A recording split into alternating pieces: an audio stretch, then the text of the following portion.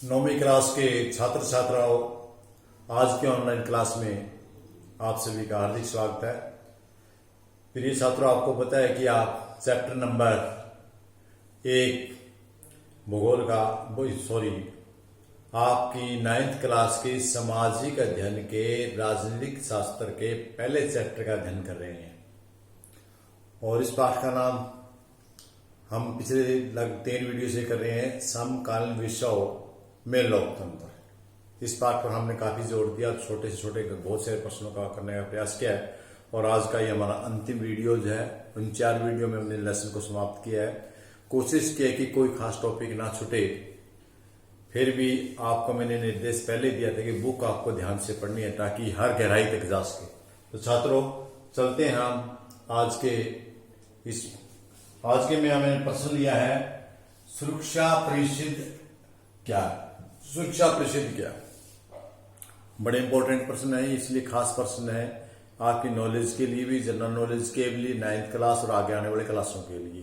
तो देखिए, सबसे पहले सुरक्षा परिषद क्या है, इसके ऊपर हम जिक्र करते हैं। सुरक्षा को, विभिन्न देशों की सुरक्षा को लेकर के कुछ देशों के सदस्यों का एक संगठन बनाया गया है, जिसको हम सुरक्षा परिषद कहते हैं। इसमें लगभग 175 देश शामिल हैं और इसके अस्थायी सदस्य 10 हैं और महाजिन जो अस्थायी सदस्य हैं, इसके टोटल सदस्य 15 हैं। इस देश के टोटल सदस्य 15 हैं, जिसमें 10 अस्थायी सदस्य चुने जाते हैं, जो महासभा द्वारा हर 2 साल बाद बदल दिए जाते हैं।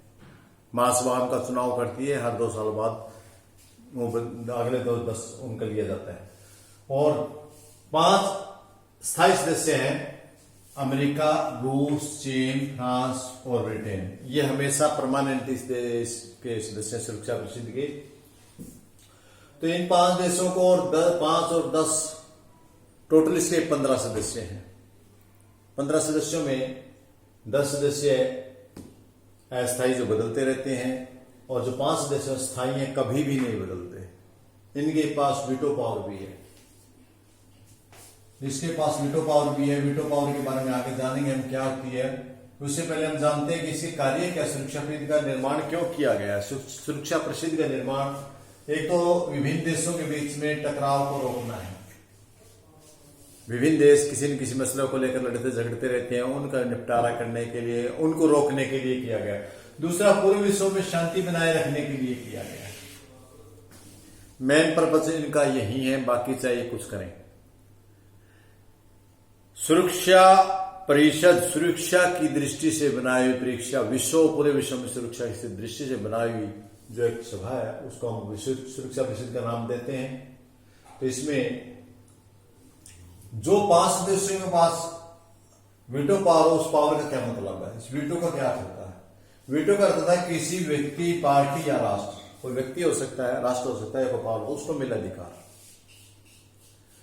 यह जो वीटो होती है, ये कोई भी चीज को रोकने का तो असीमित, जब वीटो का नाम होता तो असीमित अधिकार होता है, लेकिन वो लागू करने का अधिकार नहीं होता।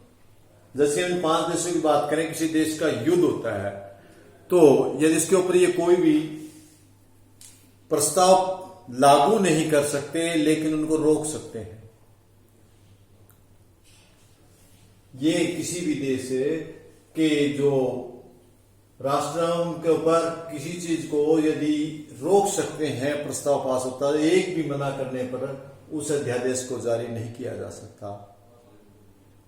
यदि इनमें से 500 में से कोई एक भी मना कर दे, अमेरिका है, रूस है, चीन है, फ्रांस है, एक देश भी मना कर दे, तो उसको हम वो रोक सकता है अध्यादेश को, लेकिन रोकने का पूरा अधिकार मिलता है, लेकिन लागू करने का अधिकार इनके पास नहीं होता, अकेले के पास। तो वीटो का मतलब होता है बिना, क्योंकि किसी भी काम को, अध्यादेश को रोकने के लिए बहुमत चाहिए, लेकिन जब सदस्यों के पास वीटो है, उनको बहुमत की जरूरत नहीं, अकेला ही उस काम को रोक सकता है, उससे अध्यादेश को रोक सकता है। तो इसके साथ हम अगले प्रश्न पर आते हैं। अंतर्राष्ट्रीय मुद्रा कोष क्या है? इसको हम IMF बोलते हैं, इंटरनेशनल मनी फंड। विभिन्न देश हैं, इन्होंने इकट्ठे मिलकर के अंतर्राष्ट्रीय मुद्रा कोष की स्थापना की हुई है। और इसका पर्पज क्या है, स्थापना की है जो देश है उनको उधार देने के लिए। जैसे हमारे लिए बैंक की सुविधा होती है, जब हमें जरूरत है बैंक से पैसा लेना और जमा कराते रहते हैं, उसी प्रकार IMF कोई इंटरनेशनल लेवल पर, अंतर्राष्ट्रीय स्तर पर धन संबंधी कार्यों के लिए, उधार देने के लिए, जमा करने के लिए जो संस्था बनाई गई उसको हम इंटरनेशनल मनी फंड के नाम से जानते हैं। और ये विश्व की सबसे बड़ी संस्था है जो उधार देती है, विभिन्न देशों को उधार देती है। इसके 173 सदस्य हैं, IMF के 173 सदस्य हैं, लेकिन सभी को समान अधिकार नहीं है। सदस्य 173 लेकिन सबको समान अधिकार नहीं है।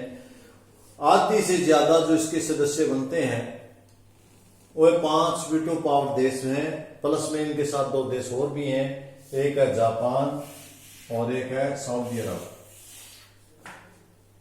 2 ये और 5 ये, इन 7 देशों का IMF है इसके पर अधिकार ज्यादा है, आधे से ज्यादा वोटों पर।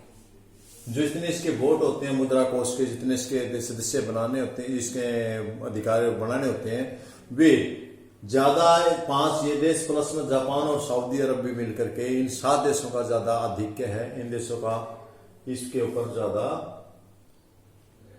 प्रभाव है या इससे ज्यादा अधिकार है। इसके बाद एक प्रश्न हमारा आज से संबंधित संयुक्त राष्ट्र संघ, बार बार हम बात करते हैं संयुक्त राष्ट्र संघ, संयुक्त राष्ट्र संघ सारे देशों का एक संघ। ये क्या है?